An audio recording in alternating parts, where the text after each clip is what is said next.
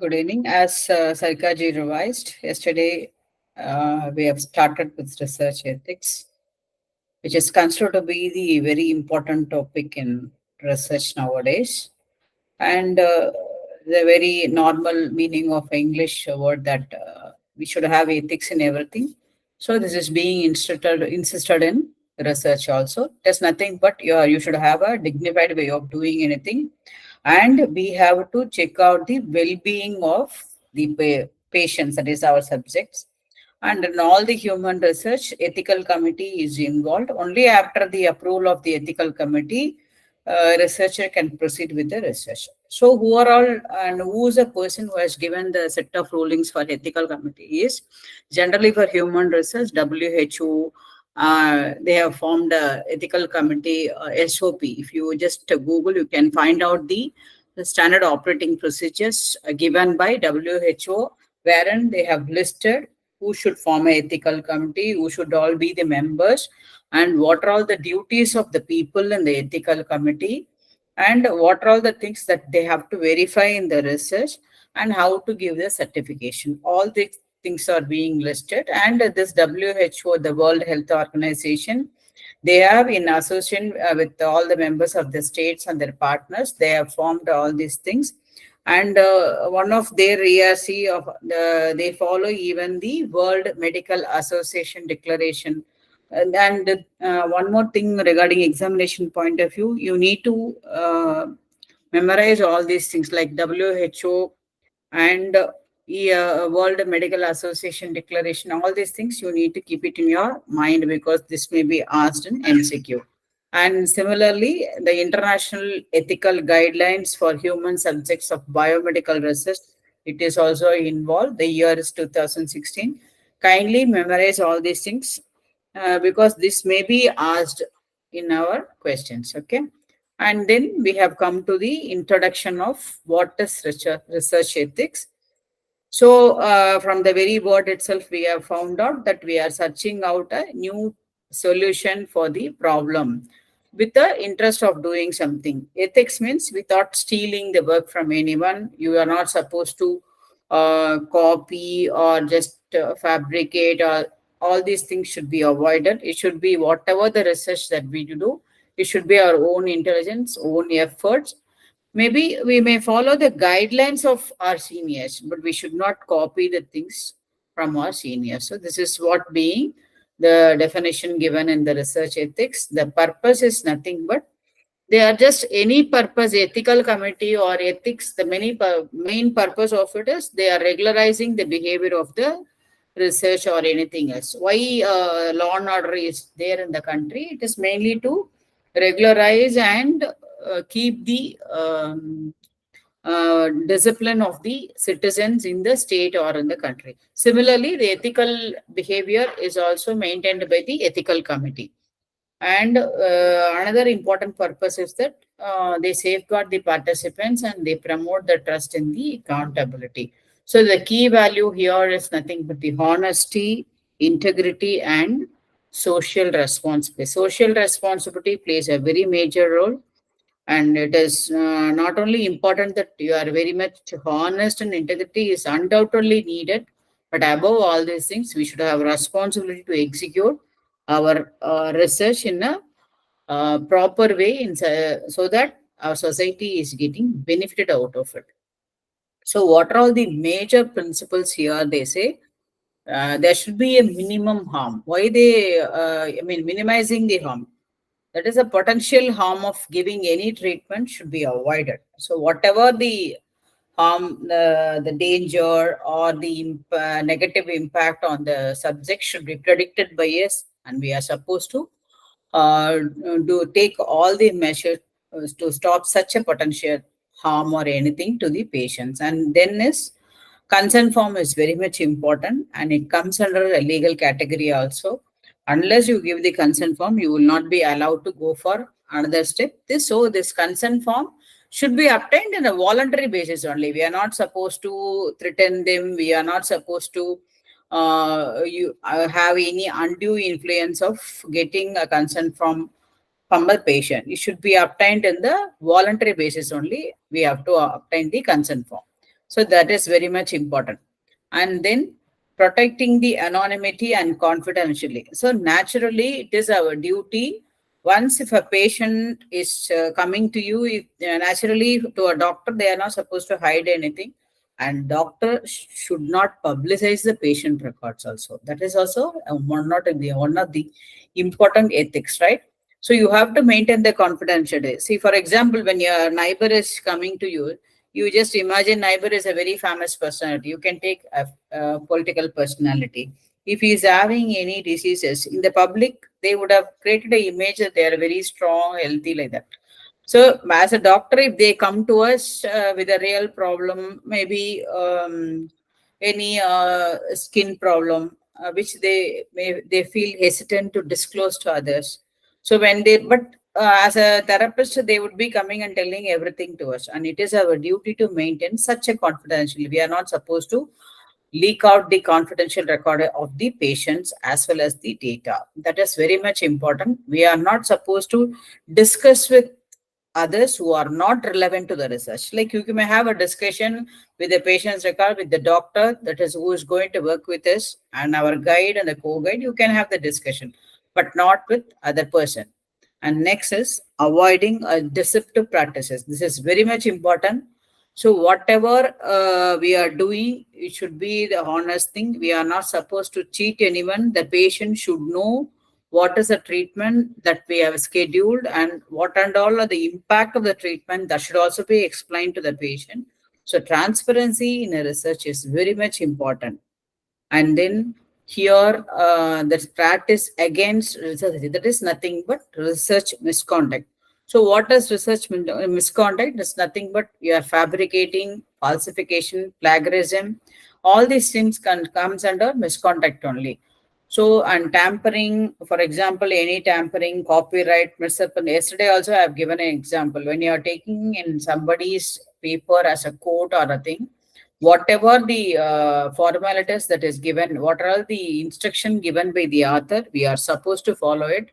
We cannot take everything for granted and we cannot proceed with the things. It is our duty to uh, give them a proper form. We have to observe the proper formality before taking the reference from the any journal or any website. Else that will come under plagiarism only. So they say what is here, they are giving you the example, what they call as fabrication, what they call as falsification, what they call as plagiarism. So one by one with the example, they are just explaining you. For example, claims made on the basis of incomplete or assumed result, that is called as fabrication. That is, you are in the middle of the treatment, right? Your subjects, the planned schedule of the treatment is nothing but 6 months. Okay. And in the 3 months itself, you cannot assume that your patients are cured with their problem. Okay. And in such an assumption, you are not supposed to release any paper or prepare any research report. So that if you do that, it is nothing but it is only fabricating the report, because a real report, real research would not have been arrived. Do you all understand what I'm trying to say over here? See, if your Yes, madam. treatment is supposed to be for 6 months, you have to give the treatment till 6 months. After 6 months only, post test should be taken. And the post test should be compared with the pre-test, and the real result of your treatment should be ascertained. But if any need comes for you, for example, if you are having a very good job offer immediately, for which you cannot end up your research and submit a research report stating that the patient has been cured, because with the false data, such a sort of fabrication should not be done. So that is why they are calling us, it's a claim made on the basis of incomplete or assumed results. We are not supposed to assume any results. The result should be the fact. And then falsification, nothing but publishing untrue and manipulated facts associated with the study. Okay, whatever the fact should alone be published, and which is not true, the lies and which is not being established in your research, See, for example, at the starting of the research, you would have planned many things, many points to be included, many, for example, many side effects you should have planned. So you should have planned your schedule to avoid such side effects also. But while you are starting implementing all these things, you may not find time to stop all these things. As yesterday we have discussed, if your treatment is going to be for a diabetic patient, and with the diabetic, if suppose two or three patients supposed to have even hypertension with you, you might have planned to treat them separately for diabetic with the hypertension, because the set of asanas and the practices would be different. But while practically you are starting the treatment for diabetic, maybe you may not have a space to carry out a separate treatment or time to carry out a separate treatment. All these things you might have missed or you might have omitted to treat the three separately. So because of which the three patients would have got affected. Okay, those things you are not supposed to hide. That is not ethically correct also. If any side effects affected those three patients, that should also be brought into your research report.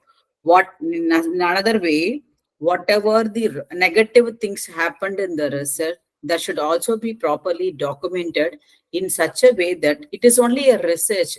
We are not doing any legal activity. You understand? We are doing only the research. So whatever the wrong things happen, that should also be discussed so that the effects of those wrong things will be corrected in future at least. Okay. That is what they are trying to tell you. Untrue or manipulated thing should not be published in the results. Whatever truth, whatever has happened, that has to be published.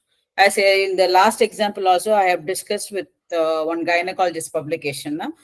So for dysmenorrhea, the progesterone level is very much important.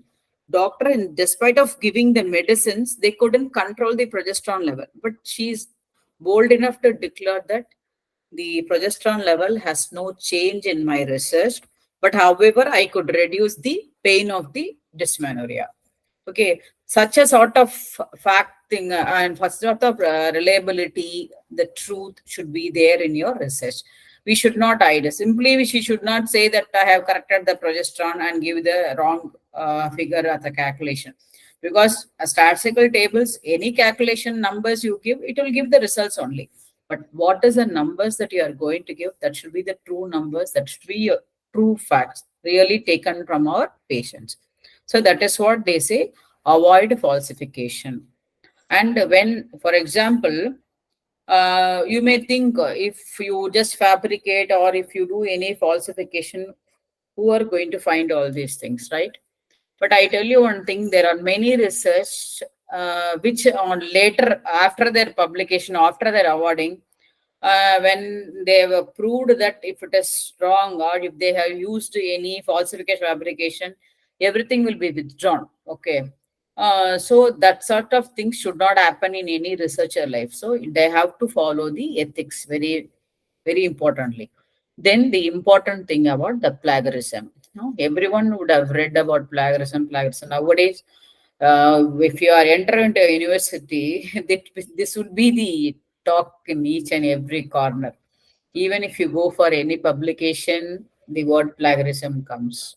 So, what is plagiarism? What do you understand by plagiarism? Can anyone say? We should not copy the sentence or the whole That thing is away there. from But the what is the real meaning of plagiarism? It is not an original idea, ma'am. It is not mine. I pick it up from somewhere else, which has already been there. Okay. Without giving reference, we copied ideas or text sentences from other papers or articles. Exactly. So, the word plagiarism is nothing but when you use other people's data, resources without their permission, without their knowledge, without quoting their name, without giving proper attributes to them. That is called as a plagiarism. Plagiarism has a variety of meaning out of it. And the second point is self-plagiarism. For example, you would have seen a student, any scholar, if you watch the scholars now, in MSc, they would be doing a research with, for example, same diabetic we go over. Diabetic, okay. And in MPhil, nowadays MPhil is taken because in our days we had MPhil. So the MPhil, although you will be asked to do one dissertation, again diabetic, and even in PhD, same diabetic. What these people used to do, it is only their work, right? Their research, right? So they used to reproduce a thing that is already given either in MSc or in MPhil for PhD. That is also considered to be, that is why it is called as self-plagiarism. See, reusing your own work is also not permitted. See, because the very word research is nothing but you are searching out a solution again and again.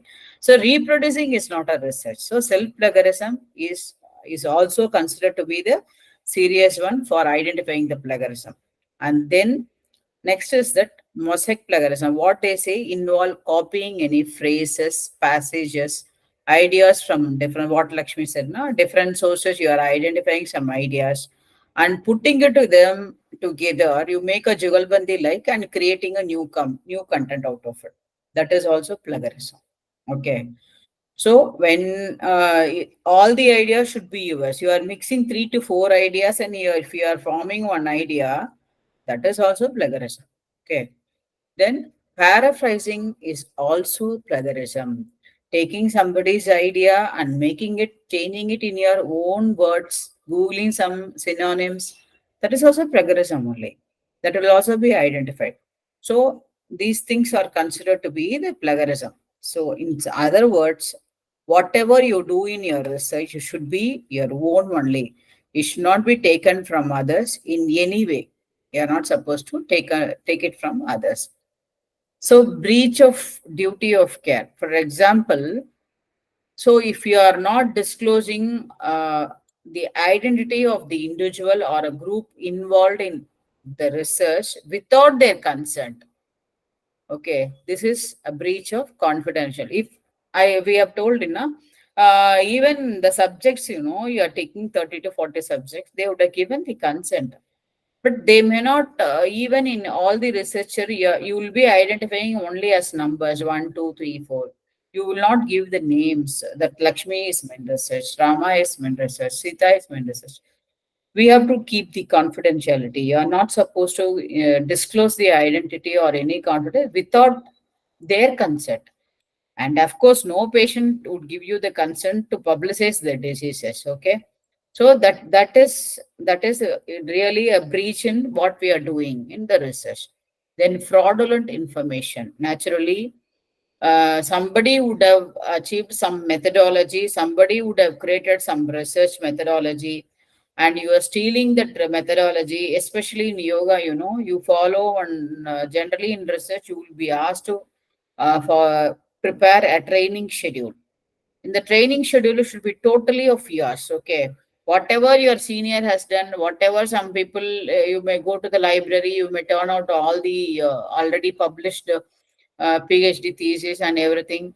And after collecting all the knowledge, you should not prepare your, copying, mixing 5 to 6 PhDs. You should not create your own table. Whenever you are designing your asanas table, a training table, it should be purely of yours. Because why they are telling this is should be avoided, because their patients are different. One human is different from the another human. So similarly, their patients would have been with a different medical records. Their physiology may be different, but your patients are different, right? So you have to design a training schedule according to your patient's requirement. So we are not supposed to copy it from anybody else. Then tampering. Naturally, taking other people research intentionally is also strictly prohibited. It is and copyright violation. That is what I told you. Na? There is copyright. You could have seen in many things. The copyright is reserved to so and so. So after seeing all these things, we are not supposed to violate anything, simply copying without referring them.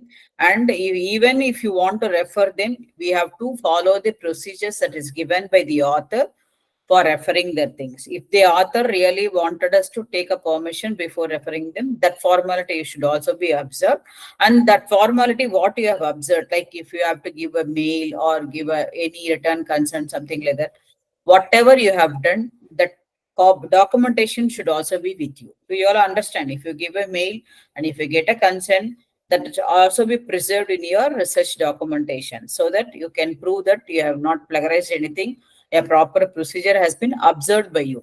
Then misrepresentation, for example, suppression of any relevant findings, knowingly or unknowingly, or a reckless attitude and a negligence, these things should be uh, clear, should be avoided. That's what I have say. Whatever the data that comes to you, whether it is successful null hypothesis or whether you are getting below the expected thing, everything should be clearly disclosed. You are not supposed to manipulate anything. You are not supposed to just correct the records. Like in any people, if any people comes from the finance background, you must be knowing now in trial balance there is one concept called as tallying. In trial balance, if both the sides, debit and the credit side, assets and the liability side, if they are not getting tallied, the difference amount will be noted as suspense, and so that the both the sides is getting the correct total.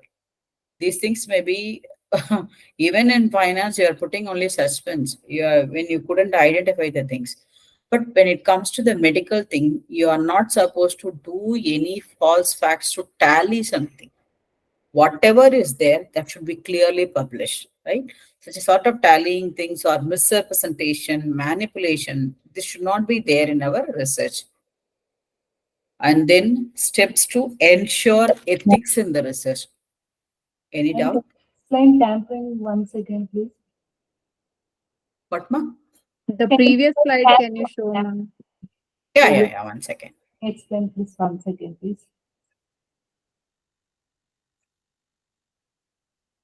Tampering is nothing but other people work, research work. You know that you are stealing the work of somebody else. Okay. That is why they say that it's sabotaging. That is, you know that you are taking the work of somebody else. You are intentionally copy it. Say unknowingly doing something is different.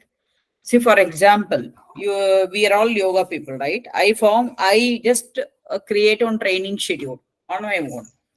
But unknowingly, someone would have done the same schedule. Maybe the sequence would have slightly changed. So it might be showing in plagiarism also. So that is unintentional. But after seeing their work, after seeing somebody's work, if I just copy the same schedule, that is called as a tampering. See, I know I am copying it from somebody else. I know it is not my original. You understand? That is called as tampering. Yes, ma'am, but Tampering is, yes, ma'am? is it, can we understand, is it tampering, we can exam, like if we can, someone, if like plagiarism, we can check, but tampering, we cannot check, right? We cannot know that he is doing intentionally or not. Sorry, I'm not able to. No, it's not like that. See, when your research is shown under plagiarism, the university will take you have done intentionally only. Okay. This is what practically going on. They will not come and simply say that, oh, Shravani is really a very integrity person and she's very good student. So she would not have taken from others. No one will say, only the software is telling, right? No human is involved over it. When they just put your paper or the research in the plagiarism software, whatever the software is giving you as a research, that is final. And the university will simply say that you have taken the work or copied the work. Even the source it will list. For example, if a plagiarism is identified as 35%, 45%, in the below list, it will clearly show one person from which website you have taken, and another person, what are all the words that also taken, what are all the words repeated, and from whom you have repeated it. Everything will be listed by the software. That is what I'll be coming how about the software also. Okay. So here there is no question of code. There no argument will be going on. You will not be you will never be asked to give the justice or justification, your wordings. They will not ask all these things. Simply they'll say it all this is the plagiarism percentage of your work. Correct it and come. This is what the thing they'll say. Okay. So you need not like an typical moral science class. We cannot establish that I have not tampered from someone else. I didn't do anything intentionally. By mistake, whatever I have thought, the same thing is already presented by someone. How will I know? All these things you will not be questioned at all. When some first come, first served. If your ideas are already given by someone else, it is their work only. Even if it is your own work, nobody is going to accept that it is your own work, right? It is plagiarism only. You have to change the thing, that's all. Simply say first come, first serve. When your senior has presented something, yes, the title to him, you have to change it and give. You have to give another idea and give, okay? You will not be asked whether have you done really intentionally or you don't done. These things, why I am telling all these things, what and all comes under plagiarism, you should know.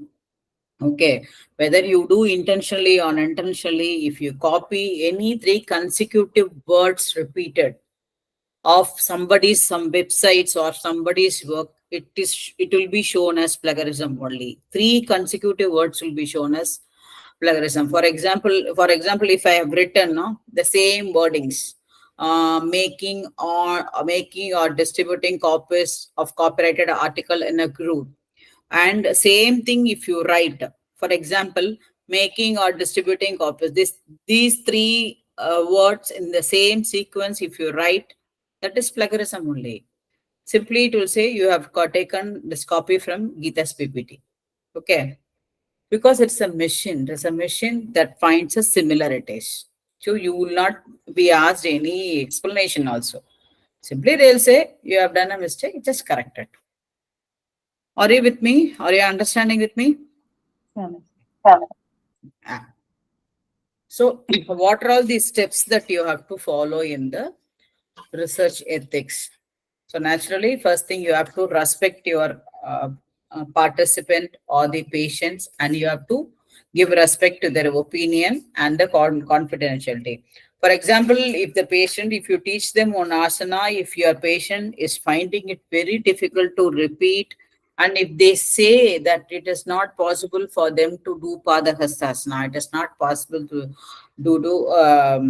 what to say, Gomugasana, my hands are not getting connected, I am unable to keep my legs cross-legged, I am unable to do Padmasana or Vajrasana. These things you should give here to them, and you should modify to their comfort. And we should not say, oh no, I just practice yoga from my childhood, and as per Hatha Pratibhiga, you should do all these things. Such a sort of things we are not supposed to insist on our subjects. Whatever is comfortable to them, that should be implemented in our treatment. And that confidence should always be maintained. You should not come and mock or comment about that patient's opinion with others. This is what they say as ethics. And next one is the risk. Yes, really the risk, that is what we told. Whenever, that is why nowadays after Corona, online treatments are very famous. But even in the online treatments, it is our duty to see the patient reactions. Whatever the asanas we give, whatever the breathing we give, we have to see the reactions only, and then only we have to proceed. The monotonous style of treatment should be avoided, because whatever each and every day when you are dealing with the patient, a patient would not be normal as yesterday, as tomorrow. Like, see, their physical condition may change from each and every day. That should be monitored by us as a therapist. So accordingly, our treatment methodology should be followed, and any risk should be avoided. You cannot as per medical record, if a person is having hypertension, you should not give them kumbhaka. That is, they should not hold the breath and give. But these things you should not try with your patient. Why they say, if they hold the breath, what will be happening? Why don't I test? Such a sort of kiddish attitude or any risky attitude we should avoid with our patients. and then is the right. That is what we have already discussed. And while obtaining the consent should simply without explaining, because maximum of the consent forms are in English. So it is our duty to explain to them. If it is demanded by the patients in the local regional language, we have to give them in the regional language. And before getting the consent, whatever there is in the consent, we should explain to them, we should clarify to them, and then we should also inform them their obligation also. Because when the subject is accepting and giving the consent, you should make them understand that they should be your continuous patient till you complete the research, right? That obligation should also be explained to them. And similarly, whatever the restrictions that we are giving, see, for example, if they are diabetic, if we ask them to stop white sugar, they should just understand that it is their responsibility to follow it. So that is why they say you have to clarify their obligations also, and also the rights. And next one is they have to follow the institutional guidelines and they seek the approvals. Whatever the approval method that is given by the universities, that should be clearly followed. Then we have to keep all the records. That's what I say. See, this keeping this consent forms and the research data systematically is very much important. We would be sequencing it according to the sequence only. We will be asking them, we will be dividing them into the groups. All these things should be properly documented, because research is finally published only because of documentation. When it is published, your documentation is very much important. As a researcher, it is our duty to maintain the documents. We should not misplace, or we should not miss the document also. Okay. So next comes the important thing, that is a plagiarism software. See, everybody knows in previous days, when the internet is not that much popular, not that much affordable, these softwares are when very much costly. These plagiarisms were really difficult. So that's why this copying of research and everything happened. But nowadays, the internet, every kid knows what is internet, every kid knows browsing, then what we are really doing. So much of softwares, and the main is that even in medical industry, softwares are developed. So for plagiarism, they have developed this much softwares. These names are very much important. You will be asked to identify these softwares in the examination. So please note all these names. Anyway, I will be circulating the PPT, but these names are very much important. So of this, nowadays, the very much famous is the Turnitin. Turnitin is the one nowadays many universities are following nowadays. And Urkund is recommended software, which is a free one. But so far as that I have inquired, Urkund software is, since it is a free one, it is unable to get into the paid software. Since it's a free one, the paid, I told you, na, few authors, they say that the permission should be get. And even in PubMed or any website, if you go for taking the reviews, few reviews are paid reviews only. There may be a very good researcher, or the article would be the very much good article means. And even you all, when you do a research, you can make yourself a paid thing only. Because when it's a rare thing, when it is a very good thing, like you can make it a paid one. Such a paid one, and some certain journals are also paid journals, no? Unless you are a subscriber for it, and no software will be allowed to enter into it. So Urkund, I have heard that Urkund is not allowed to compare with the paid things, paid journals or the paid websites. But Turnitin, since it is a licensed one, it is allowed to poke into the and collect the entire data. Even AA plagiarism is detected by Turnitin. You know not what is AI plagiarism? Artificial intelligence, artificial, the chat GBT, BARD, everything are there. These are all the uh, rephrasing softwares, chat boxes. Chat GBT is one of the famous things. So any doubt if you have, you type as a question, it will be fetching and giving you the answer. And it will frame the sentences very nicely, and it will be very nice also. Even BARD is very much good. It is developed by Microsoft. All these things, their framing of sentences, the ideas are very nice. But if you just take it, copy it, and paste it in the research documentation, turn it in, will identify, and it will also show where from you have copied it. Okay. So that such a sort of artificial intelligence plagiarism is also identified by the Turnitin. So this is very much important. Plaque scan is there, and copy leak, duplicate checker is also very much important. So plagiarism detector, in the name of plagiarism detector, also there is on internet things, and copy scan and plaque scan, unicheck. All these things are the softwares nowadays working on plagiarism. As I told you, universities and education institutions go with Urkund and Turnitin. If you go for any publication, Turnitin is a authenticate software, and it will find the plagiarism rate also, and it will also identify, as I have already told you, how much percentage where you have taken it from which website.